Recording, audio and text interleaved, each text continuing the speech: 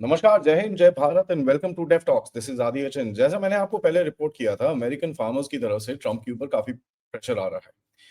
चक्कर ये है कि जैसे चाइना ने अपना सोया और ये सब चीजें खरीदना अमेरिका से, स्पेशली सोयाबीन बंद करा, उसके ऊपर काफी एक जबरदस्त प्रेशर आया। और इस टाइम पे ट्रंप एक अपना नैरेटिव बेचने की कोशिश कर रहा है कि ये जो टैरिफ हम इकट्ठा कर रहे हैं उसको हम उठा के फार्मर्स को देंगे, उसके बाद 2-3 साल तक थोड़ा सा गड़बड़ होगा, लेकिन we should be able to ride over the situation. बड़ी बड़ी बातें करी जा रही हैं about what needs to be done and how it needs to be done. Tariff के ऊपर कोई भी अभी तक क्लैरिटी नहीं आई है, और यहां तक कि आप देखेंगे भारत और यूएसए के बीच में जो बातें चल रही थी, those have also pretty much come to a standstill. और ये मैं इसलिए बोल रहा हूँ क्योंकि ये कोई रिपोर्ट नहीं हुआ, but you can make out हो क्या रहा है। जयशंकर और मार्को रूबियो की एक मीटिंग हुई, ठीक है, which was also pretty much very cold. उसके अंदर कोई फॉर्म, ये सब चीजें, कोई सब्सटैंशियल चीज बाहर नहीं निकली। आपके पीयूष गोयल जी वहां पर गए हुए थे फॉर द ट्रेड नेगोशिएशंस, लेकिन कुछ भी वहां से बाहर नहीं निकला। वो पॉइंट वहां पे भी बड़ा कोल्ड सा रिस्पॉन्स है। अगली मीटिंग कब होने वाली है, कैसे होने वाली है, कहां पर होने वाली है, किस चीज पे होने वाली है, उसके ऊपर कोई डिटेल्स नहीं है। यहाँ तक कि आप देखते हैं कि भैया एक एक करके टैरिफ्स और ये सब चीजें तो आप सबको पता ही है, H1B, और उसके बाद फार्मास्यूटिकल के ऊपर भी टैरिफ आया, और ये हमने वो चीजें भी देखी। अब एक मैं आपको छोटा सा वीडियो दिखाता हूँ। ये है हावर्ड लटनिक साहब, जिनको देख के ये लगता है कि साहब अकल अभी तक आई नहीं है। So let's watch this and then I will talk about it a little further. That's just, that you couldn't even get that on May 9th after we did the deal on May 8th, because that was the first deal. You'd have to pay a little more. So we have a bunch of countries to fix, like Switzerland, Brazil, right? It's got an issue. India. These are countries that need to really react correctly to America, open their markets, stop taking actions that harm America. And that's why we're off sides with them. Like a little country like Switzerland has a 40 billion. There are countries that we need to fix. Basically क्या कह रहे हैं? Stop taking actions that harm America. Stop taking actions that harm America is a very simple thing. मतलब आप अपने लिए जो भी हार्म कर लो वो कर लो, बट अमेरिका को हार्म नहीं होना चाहिए। इंटरेस्टिंग चीज यहाँ पर मैं आपको एक दिखाता हूँ। Let me before we kind of go forward, एक जयशंकर जी का बड़ा फनी सा क्लिप है। कल किसी फोरम में वो बात कर रहे थे। It's a little clip, it's pretty funny, and जरा देखते हैं उसको, and then we can I think get into the details of this discussion. In unpredictability, that it'll be a variant, for example, of somebody's second, first term would be different, first term, and then what happens. But what we are seeing is terms are different, times are different, a few months make a difference, a few weeks make a difference, a few tweets make a difference. So actually it's really uh, quite a, I would say, an experience for the world to go through this level of policy changes, of practical impact of that. And also the fact that so much of it is done so publicly, that it's played out in the full glare of the spotlight. So that's one part of it. The other part of it, अगर आप देखें यहाँ पर ये basically said कि भाई there is unpredictability and a few tweets make a difference. देखिए ये जो फिक्स का है, ठीक है, ये चक्कर क्या है? Basically what they are saying is कि भाई जो भी चीजें हम लोग आपको बोल रहे हैं आप करिए। यहाँ पर एक चीज भारत ने कल करी जो बड़ी इंटरेस्टिंग थी। भारत ने जाके 3 lakh mega tonnes, metric tonnes Argentinian soy oil book कर दिया।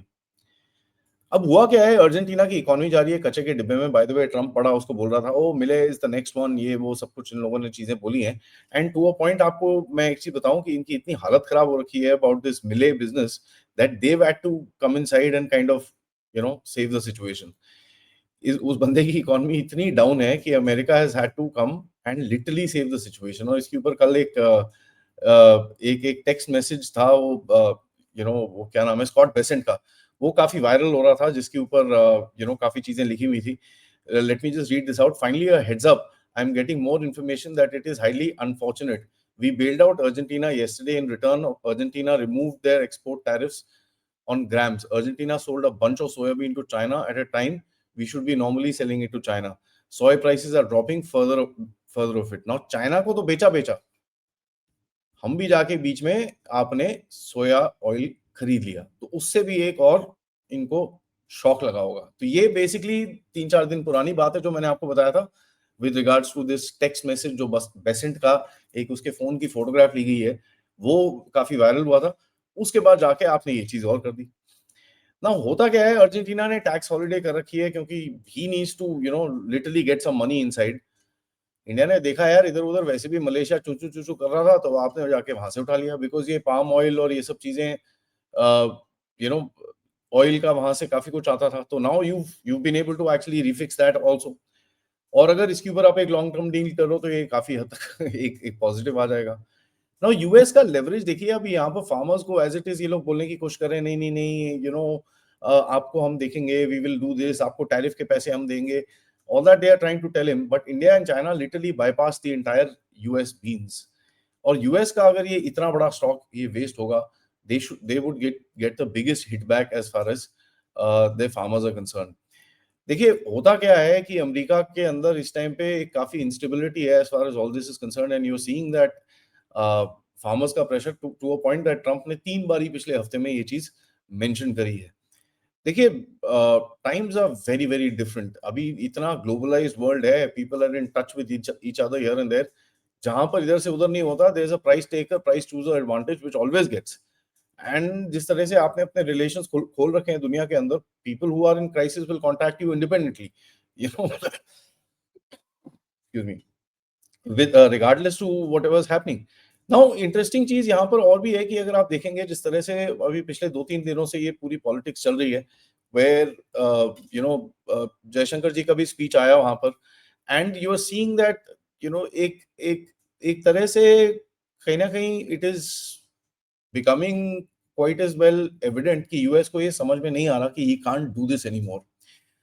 तो it is very very important to understand कि ये बाय द वे भारत के साथ नहीं हो रहा है ये सब।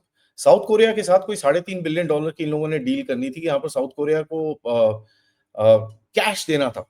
ये चीज साउथ कोरिया ने कल स्टेटमेंट डाला है, भाई we can't give that much cash, हमारी पोजीशनिंग ये नहीं है, ठीक है, हम लोग नहीं कर सकते ये सब चीजें। आपको अगर लोन चाहिए हम लोन दे सकते हैं, कोई प्रॉब्लम नहीं है, but we cannot give you this kind of cash because this is not something which we agreed to also.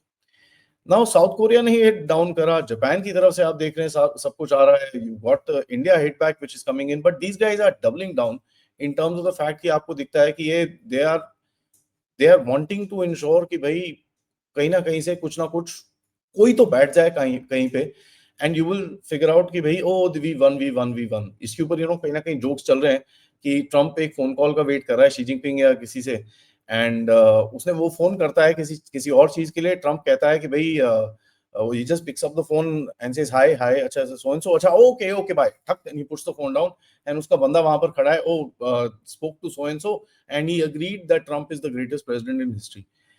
I mean, it is pretty much like that. कल एक रिपोर्ट और निकली, रिपोर्ट ये निकली जिसके अंदर बात करी गई कि भाई शी जिनपिंग की तरफ से ट्रम्प की और एक प्रेशर डालने की कोशिश की जा रही है कि ठीक है हम आपके साथ थोड़ा नॉर्मलाइज कर देते हैं, बट ताइवान से पीछे हट जाओ। Now that is something which is going to be very interesting to watch. इसके ऊपर मैंने क्लियो पास्कल से भी बात करी, she is a very big expert in the Indo Pacific, and आप देखेंगे you will be able to see that discussion today in the day. आज मैं वापस जा रहा हूं तो I have scheduled that in the day, please check it out. I think it's 7:30 बजे वो आएगी आपको। But the point is that itni basically the issue is that they are not able to actually figure out karna kya hai. Now look at the fact ki bhai they are bailing out, they'll have to bail out their farmers, and there's just no question about it. ठीक है, if you don't bail out your farmers, what happens is वो पूरा जो Trump का एक base है, ठीक है, the entire base which is there goes for a toss.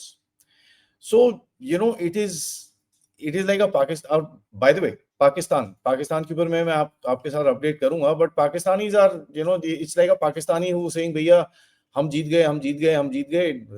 There's just no difference between the foreign policy of America today as far as all this is concerned and the foreign policy or the behavior of Pakistan. कोई difference मुझे दिखता नहीं है।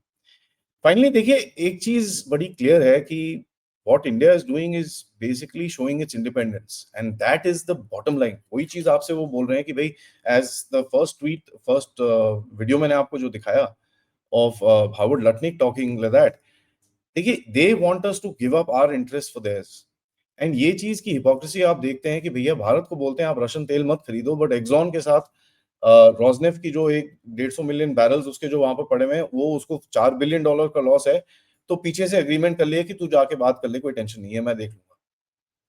This is hypocrisy at its best, and the point is nobody is going to sit down. And मेरे हिसाब से आप देखेंगे, जैसे मैंने आपको बताया, साउथ कोरिया एक तो खड़ा हुआ, you will find a lot more countries starting to stand up and say ना, ये हम नहीं सहेंगे, and that will be interesting to watch. So मेरे हिसाब से in the next 1 month you will have a lot more people standing up. Japan मेरे खड़ा होगा, and in the अभी इस महीने में you will also have not this महीने में, अक्टूबर के coming month के अंदर you will also have Trump preparing to meet Xi Jinping.